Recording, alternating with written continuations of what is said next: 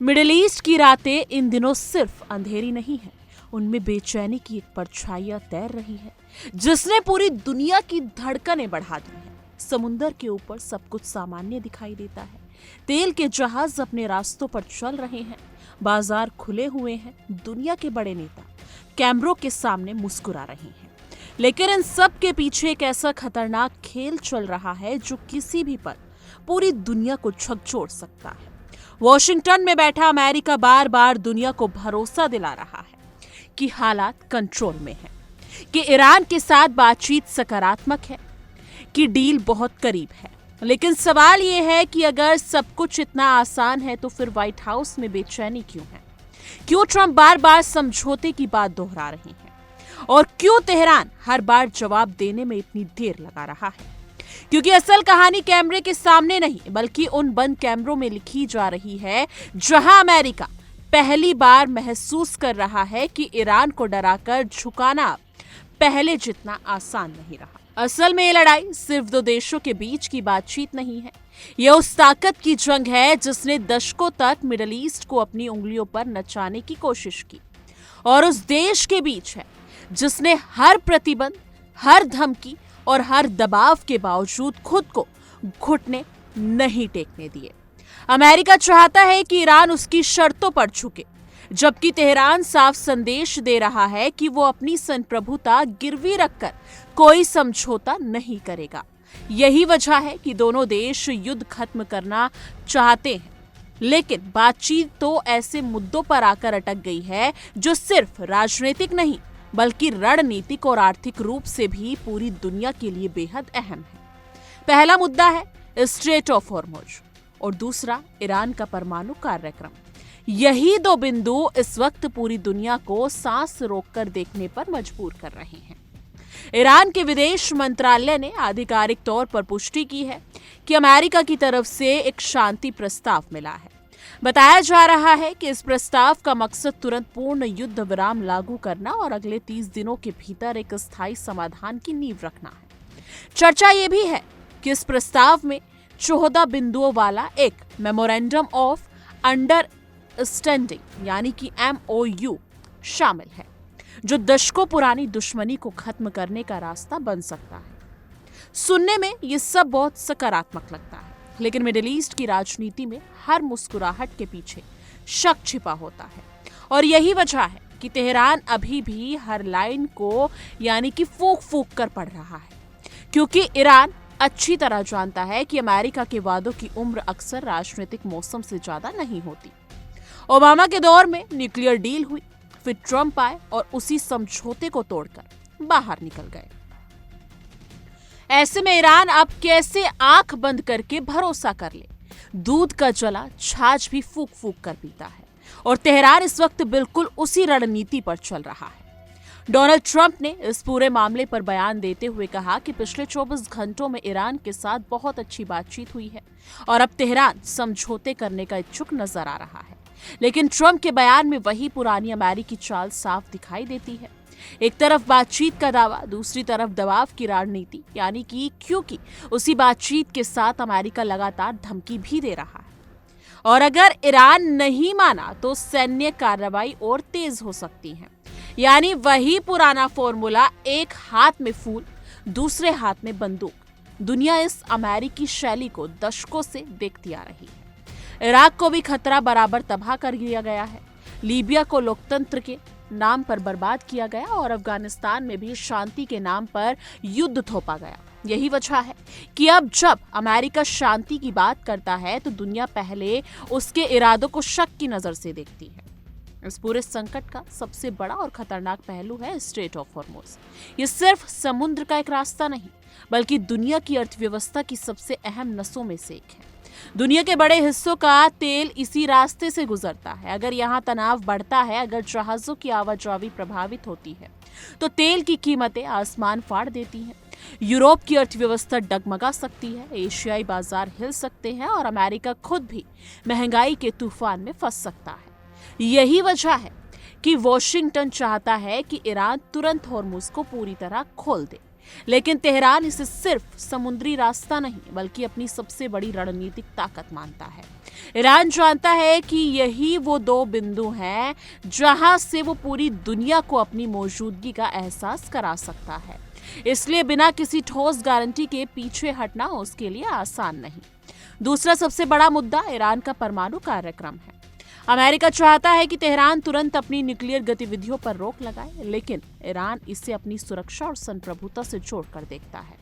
Tehran का तर्क साफ है, अगर उसने अपनी सबसे बड़ी ताकत छोड़ दी तो अमेरिका बाद में फिर वही पुराना खेल खेलेगा। पहले समझौता, फिर प्रतिबंध, फिर दबाव और फिर नई मांगे। यही कारण है कि ईरान अब किसी भी शर्त को बिना ठोस गारंटी के मानने को तैयार नहीं। तेहरान को लगता है कि अमेरिका की रणनीति हमेशा पहले कमजोर करो फिर कंट्रोल करो वाली रही है, और यही अविश्वास इस पूरे संकट को और उलझा रहा है। देखिए हमारी एक खास रिपोर्ट। दरअसल इस पूरे युद्ध ने दुनिया की ताकत का संतुलन ही अचानक से बदल कर रख दिया है। इस पूरे युद्ध के बाद में ईरान सुपर पावर बनकर दुनिया के सामने उभरा है, तो वहीं सुपर पावर अमेरिका ईरान के सामने धूल चाटता हुआ नजर आता है। इतना बड़ा बदलाव ऐसे समय में हुआ जब ईरान के पास परमाणु हथियार नहीं। जरा सोचिए, अगर ईरान के पास में परमाणु हथियार होता तो अमेरिका के साथ युद्ध आखिर कैसा होता। युद्ध के दौरान पूरे घटनाक्रम पर अगर एक नजर डाली जाए तो एक ही बात समझ में आती है, वो ये कि ईरान ने अमेरिका को बुरी तरह से धो दिया। शांति वार्ता, सीज फायर और युद्ध खत्म होने वाले जो बयान आए वो सिर्फ अमेरिका की ओर से ही आए हैं। यानी समझिए, ईरान के साथ में युद्ध रोकने की जल्दी सिर्फ अमेरिका को है, ईरान की नहीं। क्योंकि अभी तक ईरान की तरफ से ऐसा कोई बयान नहीं आया जिससे ये कहा जा सके कि अमेरिका के सामने ईरान कमजोर पड़ रहा है। और गौर करने वाली बात जानते हैं क्या है? गौर करने वाली बात यह है कि डोनाल्ड ट्रंप ने जब जब ईरान पर हमले की धमकियां दी, ईरान ने सीना तान कर ट्रंप को करारा जवाब दे दिया। अमेरिका के साथ युद्ध के दौरान ईरान ने न सिर्फ अपनी सैन्य ताकत को दिखा दिया बल्कि रणनीति और धैर्य से भी दुनिया को एक तरह से प्रभावित किया है। अमेरिका के साथ जंग के बाद में पूरी दुनिया ने ईरान को एक ऐसे खिलाड़ी के रूप में देखना शुरू कर दिया जो बड़े बड़े ताकतवर देशों को चुनौती दे सकता है। वहीं दूसरी ओर अमेरिका की छवि को इस युद्ध से बड़ा झटका लग गया। उसकी जो नीतियां हैं या उसके जो फैसले हैं उस पर सवाल उठने लगे। कुल मिलाकर इस युद्ध ने यह साबित कर दिया कि सिर्फ ताकत ही सब कुछ नहीं होती, समझदारी और सही रणनीति भी उतनी ही जरूरी होती है। और इस युद्ध से इतना तो साफ है कि आने वाले दिनों में दुनिया का पावर सेंटर आखिर कहां रहने वाला है। फिलहाल अमेरिका की तरफ होगा ये कहा नहीं जा सकता। अब इस पर एक बड़ा प्रश्न है। अमेरिकी राष्ट्रपति डोनाल्ड ट्रंप ने प्रोजेक्ट फ्रीडम को खत्म करके ये साबित किया है कि इस जंग को ईरान ने जीत लिया।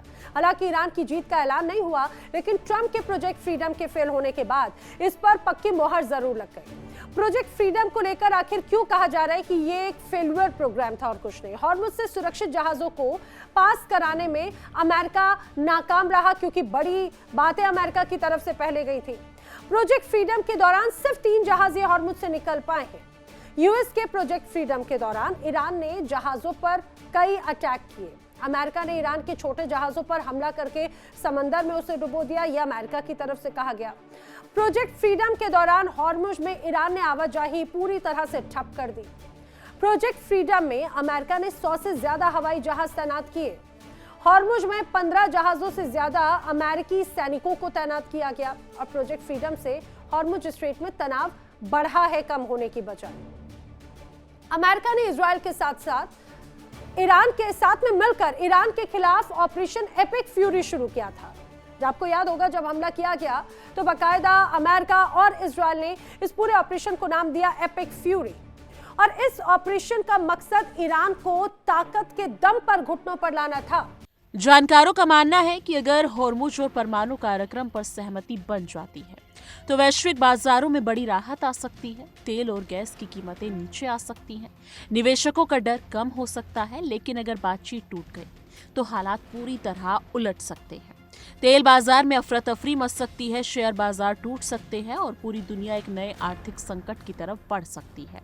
यही वजह है कि सिर्फ अमेरिका और ईरान ही नहीं बल्कि चीन, रूस, यूरोप और खाड़ी देशों की निगाहें भी इस बातचीत पर टिकी हुई है। इस पूरे पर्दे के पीछे की डिप्लोमेसी में कई बड़े नाम सक्रिय बताए जा रहे हैं। अमेरिकी दूत स्टीव विटकोफ और जेरेड कुशनर लगातार बैकडोर बातचीत में लगे हुए हैं। खबरें यहां तक की हैं कि पाकिस्तान समेत कुछ दूसरे देशों के जरिए भी संदेशों का आदान प्रदान हो रहा है।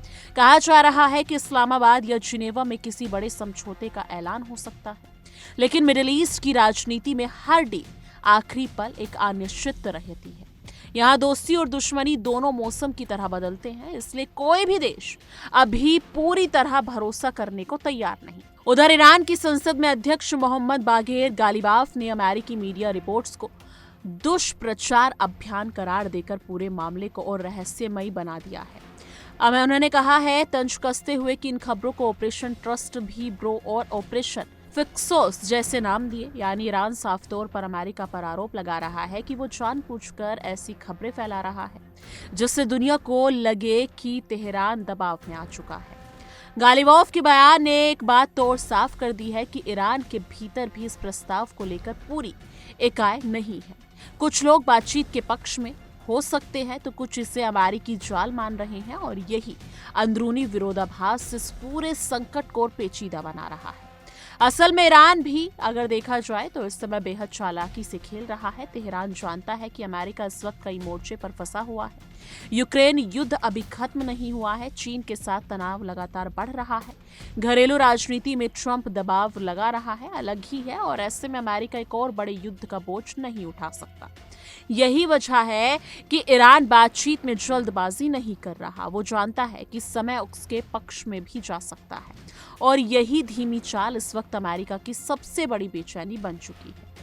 अगर देखा जाए तो फिलहाल अमेरिका शांति की बात कर रहा है, ईरान समीक्षा की बात कर रहा है, लेकिन दोनों के भरोसे बीच की दीवार अभी टूटी हुई है।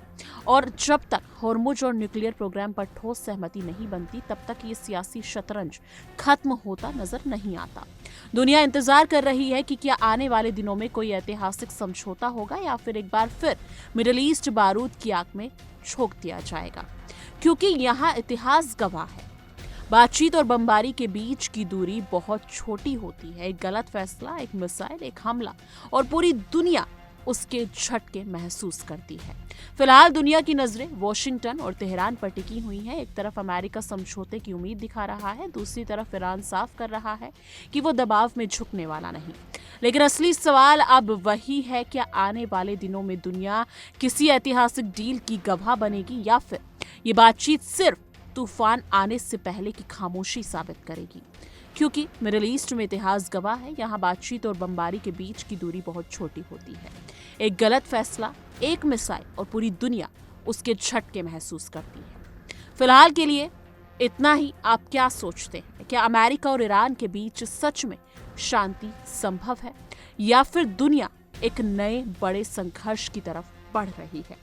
इस मुद्दे को लेकर आपकी क्या कुछ राय है? कमेंट सेक्शन में अपनी राय जरूर साझा कीजिएगा। बाकी देश और दुनिया की तमाम बड़ी खबरों के लिए देखते रहिए इंडिया डेली। देखिए इंडिया डेली 24/7 अब आपकी स्मार्ट टीवी पर। इंडिया डेली मौजूद है सभी डिजिटल प्लेटफॉर्म पर लाइव और लगातार। इंडिया डेली 24/7 हर दिन राष्ट्र को समर्पित।